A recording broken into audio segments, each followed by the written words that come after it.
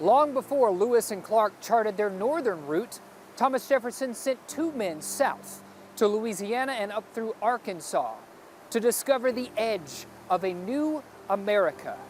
Their journey would uncover both mystery and memory, a story almost lost to time.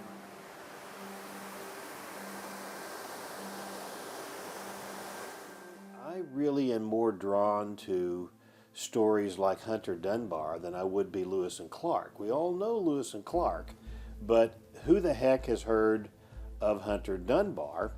And when you dig into the story, they were both teams were commissioned by Thomas Jefferson. For a very short period. Hunter Dunbar were more famous because they came back first. Oh, interesting. Okay. So I thought, we'll call that the Forgotten Expedition. So I was attracted to the story, and of the films that I have worked on, and I worked on this one with my longtime collaborator, Dale Carpenter, I think it may be one of the most underrated films I've done. Because it is a journey and you have a starting point and an end point, it seems like there's already dramatic structure in place and the obstacles that they have to overcome, even if the resolution doesn't quite come to what you want it to be. When did you begin to see that sort of dramatic structure in the story with those rising stakes and the conflict and all those emotional arcs for these real humans? I think those things exist before the story even begins, which is what I like about it. And I think it's a incredibly American story. My son is learning about the Declaration of Independence, the formation of this country, and his teacher is having him contrast the ideas of Thomas Jefferson with Alexander Hamilton. And I think in those two characters, Dunbar and Hunter, we have the similar dynamic because their backgrounds are so different. Dunbar was an aristocrat. Hunter was a poor guy who kind of learned about chemistry, made his way up in the world. So you have two very different people, but with a similar background, right? They're both from Scotland.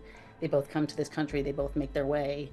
So you have opposites working in the same direction, which I think is already a conflict, right? And so that as a starting place was really interesting to me. Jefferson first commissioned a grand expedition up the Arkansas River to its source.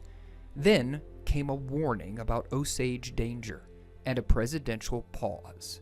So Hunter and Dunbar proposed a scaled mission, Hot Springs, by way of the Black and Washita rivers. George Hunter and William Dunbar wrote a letter to Thomas Jefferson and pleaded with him to let us go to Hot Springs. We've heard about it, a great natural place to explore and to see what's there. Could it really be the fountain of youth? Right. And so Jefferson said, okay, go on. So you said Hunter wrote everything down, right? Journals, and you dug into that. Did anything from your research surprise you? One of the things that surprised me from reading Hunter's journal is that this wasn't just a great wasteland. People were living out here. People were living in northern Louisiana, what we now know as, in southern Arkansas, and they would run upon people, and they would run upon an American Indian, a member of the Delaware tribe. Sure. And they saw things and they wrote about things. And when they got to Hot Springs, they talked about Hot Springs the way we kind of know Hot Springs without all the buildings. Right. So it was just all kind of fascinating to see what was going on in that early American time period. Yeah. Fascinating. First-person account. So what do you think about this Forgotten Expedition reveals about Thomas Jefferson's idea of America? Thomas Jefferson is one of the most complex individuals that's ever walked the United States, good and bad. But he was all about learning for learning's sake.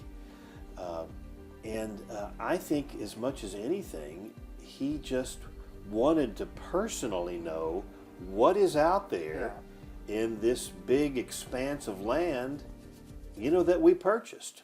So I can remember when we were sort of putting this play together that there were so many memorable moments from their journey. And I'm just curious for you, in your playwriting and in thinking this through, was there a particular scene or a moment in that journey that you thought, oh, I want to see this played out on stage? Yeah, and I had, two come to mind, and I will say the first one just based on a visual that pops into my head.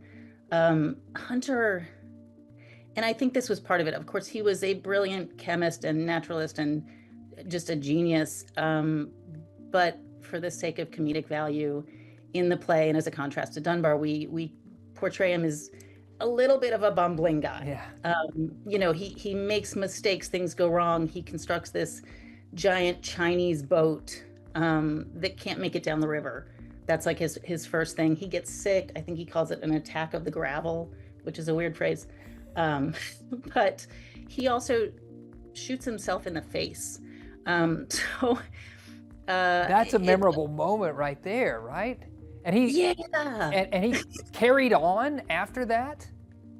He did. It's so funny. He was going down the river in his boat, cleaning his gun. They, hit rapids, and I'm not an expert in old school guns, but there probably wasn't a safety on, so it went off in his face. And the visual of it for me is so strong because luckily did not kill him, but it burned off his eyebrows. They also get stuck in the river for something awful like 36 hours. And they are, doing their best to get the boat moving. They're caught in this waterfall. They can't get out of it.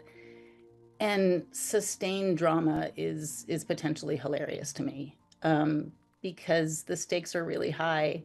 And it's also technically boring because it's going on and on and on and on. If she revisited the play today, Sabrina says she'd tell it through new eyes, through the memory of Hunter's 15-year-old son, looking back on the journey. That does tap into the element of mystery, of memory, right? Yeah. How do we remember things? How are our memories different based on how old we were, and our relationships with those people? So I think it would be from his point of view. And then I would maybe really like to examine some of the cultural relationships, conflicts, portrayals, just to make sure that that story is properly told. Sure. And in a thoughtful way. Focusing on Arkansas rivers, they came up from Louisiana, maybe up through, there was like the Ouachita River in there, and I feel like learning about rivers is such an important prospect for young learners as well. So I don't know, I'm just curious about how the rivers would have made their way into the story, and would they have been a side character? I mean, obviously they're on a river most of this journey, so fill us in on that. It's really interesting. I don't know that they could have even been an entire puppeteer. They recently did a version of Life of Pi on Broadway. Yes, it was beautiful. It was a whole, I saw it on Broadway and I was stunned at how they used the puppetry in that. Yeah, I mean, I would love to do that kind of work with this piece, so there's a puppeteer who is a tiger, and there's a fight between a man and this giant puppet tiger. I think the water and the boat are obviously characters in that story as well. Yes. And I think, it's both the force that's moving you forward and the force that's trapping you in a waterfall. It is your obstacle, and it is your only way of getting where you need to go. It's your obstacle and it's your salvation.